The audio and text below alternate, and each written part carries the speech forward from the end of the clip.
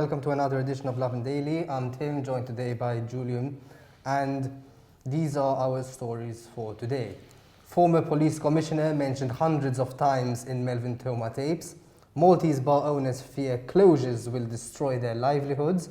Ex-partner charged with Chantelle Chetcuti murder has been released on bail. Government in firing line for using Spanish lawyers in Maltese ECJ case.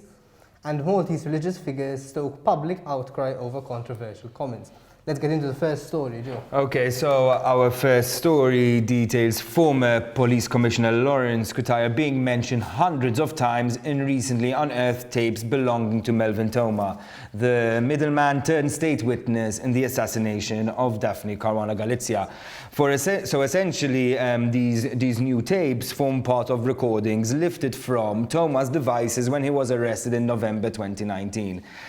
What happened was these devices were essentially handed over immediately to Europol, and police and a court expert have said that when they were extracting the data, some files became corrupted. Those files now have been uncorrupted and they have been presented to court. Unfortunately, so far, they've been played behind closed doors. That's very worrying because essentially a lot of these recordings deal with allegations involving certain police force members, namely Kotaya. So Lovin Malta today ran a story running some allegations from these tapes, which include how Theuma told Johan Cremona that Kotaya had informed him which police departments had files on him. This isn't the first time Kotaya has been linked to the case. He's facing allegations of a €17,000 bribe passed through Edwin Iljoya Brincat. Brincat is the friend of Melvin Theuma, who also has a long-standing relationship with Kotaya himself. And data even proves that Brincat and Kotaya communicated in between testimonies for this case. So it's getting very convoluted, and we'll have more details on these stories in the coming days. Yes, I just find it completely unbelievable how we're talking about people at the very top of the police force, and there's now very serious accusations that, that they actually passed on certain information to someone who murdered Daphne or was involved in the murder of Daphne Caruana Galizia. So this implies a cover-up of the highest level. Obviously, there were elements within the police force who did work very, very hard to make sure this crime is solved, and are still working very hard to make sure this crime is solved. But they seem to have been working against the current within their own police force, knowingly or otherwise, which is extremely shocking. I honestly think that Lawrence Kotaya has a lot to answer for. There's an investigation against him underway, but this isn't the first time we've heard of leaks from the police in this case, and I suspect there's more to come come out in the coming weeks.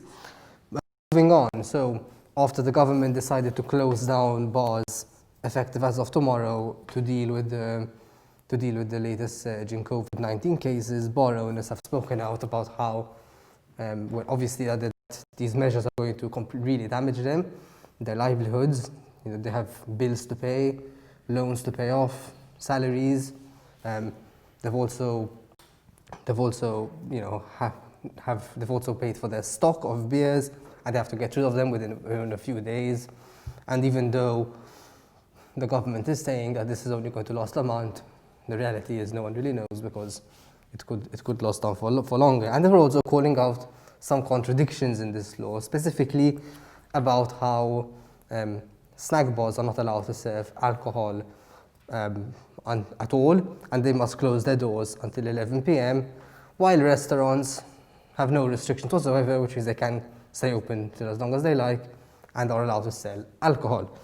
Now, snack bars also include, it's quite a wide term, we found out. So it includes places like McDonald's. It also includes wine bars. Now, if you're going to tell a wine bar that it can't serve alcohol, you might as well close it down. This is what wine bar owners have told us. Like, don't do it. You're doing it indirectly. No one's going to come to a wine bar just for a platter of cheese and a cup of tea. You come for a glass of wine. So either do it properly, and also I think it's like the late, and also there needs to be some clarification about this, right? As in, why is sitting down at a wine bar, drinking alcohol at 10 p.m. a risk to everyone's public health, but sitting down at a restaurant down the road, drinking alcohol with a meal as well is just doesn't make any sense. No, unfortunately, a lot of the new regulations don't really make sense. Beyond reading from the news that McDonald's won't be serving food past 11 p.m., I think the Prime Minister is being awfully unfair to bars and the many other industries. Let's not forget that also feed off bars and stuff like that. Remember, only up until a few weeks ago, the Prime Minister was acting like everything was okay. We can't forget that he said that waves were in the sea, or that Deputy Prime Minister Chris Fenn said that the war against COVID-19 is over. Airports remained open, schools remain open, retail shops that can carry up to 100 people remain open. What's the issue? I just think it's really unfair for all these bar stuff just to close them high and dry after a poor summer, ahead of probably a bleak winter, and we'll see what next summer will be like in terms of tourist numbers. In terms of actual COVID-19 cases, active cases have hit 1,915 active cases after 107 new patients, and 85 new recoveries were confirmed yesterday. Earlier this morning, we also had news over the 56 COVID-19 related death. It was a 89-year-old woman, so just to keep in mind, that this illness can be fatal for some people in the country. On to our next story, quite a difficult story, I suppose. So Justin Borg, the man charged with the brutal murder of his ex-partner Chantelle Chetcuti, has been granted bail by a Maltese court. For those of you who don't remember, Chantelle Chetcuti was murdered earlier this year. She was a 34-year-old mother of two who was stabbed repeatedly outside a Zabbar bar.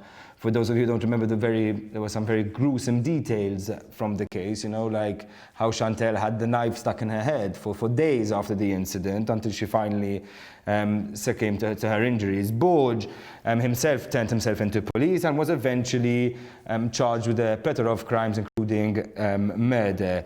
This developed yesterday when he was granted bail by the court. He was basically granted a bail at a €25,000 deposit, a €20,000 personal guarantee, a curfew from 8 p.m. to 5 a.m. And bail. And he'll have to sign a bail book.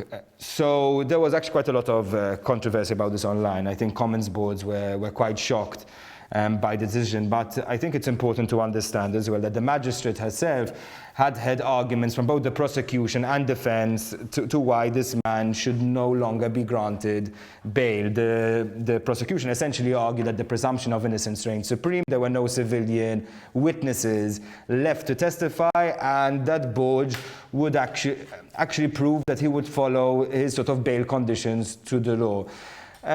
Unfortunately, this is sometimes, just a product of the justice system.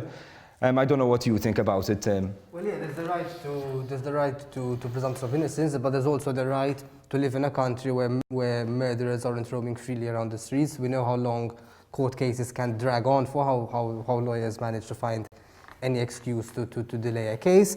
And meanwhile, this guy is out on the streets. Even like you rightly said, there isn't much controversy about it. He did actually turn himself in. Now, let's not forget that a few months ago, Christian Pandolfino and his partner were killed, allegedly by someone who was out on bail for another very serious crime. So I think the courts really need to start not only taking the criminal's rights into account, but also the rights of the victim, the victim's family, and the rights of society in general. Moving on. So yesterday in Luxembourg, the European Court of Justice heard a case that was filed by the Maltese NGO Republica against the Maltese government over the way it's appointed members of the judiciary. And the Maltese government hired two expert Spanish lawyers to defend it, to defend its case. Now, this caused a bit of blowback on two accounts. Firstly, because they they were Spanish or they were speaking in English, and why there was a bit of a strange situation where the lawyers for Republica were arguing in Maltese and the Maltese government's own lawyers were responding back in English. But beyond that, there's also the question as to why they hired Spanish lawyers in the first place. There's one thing in Malta that we don't have a shortage of, its lawyers. So I don't know why they turned to Spanish lawyers in this case. I mean, it must mean, I suppose, that they're taking it extremely serious and they want to find the people with the best expertise, not only in Malta but also in Europe, to defend.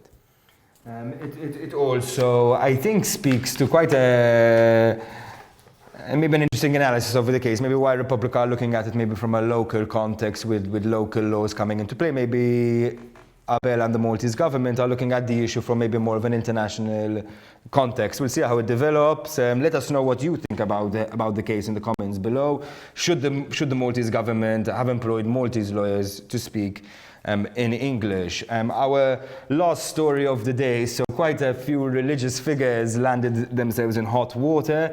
Yesterday it all started with a Times of Malta opinion piece written by Father Patrick Policino entitled Homosexuality and the Church.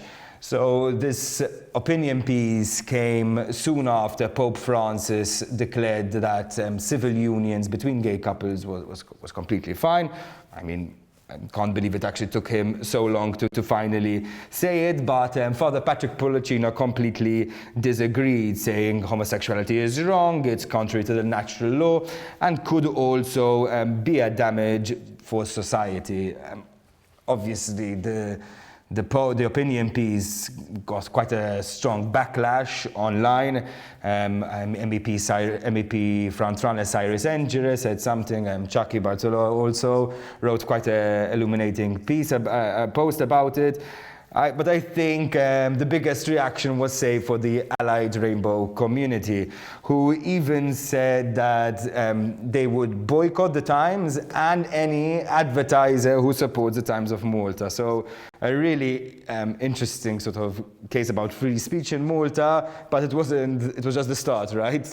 Yeah, so in fact, the even greater controversy, I suppose, would have been when Mark Camilleri, a prominent anti-censorship campaigner, called out the Malta's Imam Mohammed Al-Sadi after the Imam said that religious vilification should be criminalized and this in the context of what's happening overseas and the outrage in France after a teacher was beheaded for drawing a cartoon making fun of the Prophet Muhammad. And the French president has condemned this act and condemned the Islamic violence that led up to it, and a lot of Islamic nations are responding against France. Now, the Imam has said that religious vilification should be criminalized. Let's remember it was only decriminalized a few years ago, and Mark Camilleri is saying, quite rightly so, that this is ridiculous. We live in a secular state, and freedom of speech should be protected over the rights of religious groups to, not to be offended, which I think it is a very fair point. At the end of the day, there's no freedom of speech without freedom to offend others at the end of the day, because we start protecting people and groups based on religion and other aspects, it's a slippery slope and into complete censorship, I feel. I just found it, I don't know about you, kind of ironic that somebody is calling out someone for wanting the vilification of religion and sort of fighting free speech by telling them to be deported from the country, even though they are a Maltese citizen and a Maltese resident itself. I think it's also an interesting debate about freedom of speech and freedom of religious expression. Are you allowed just to say anything because your religious beliefs say so?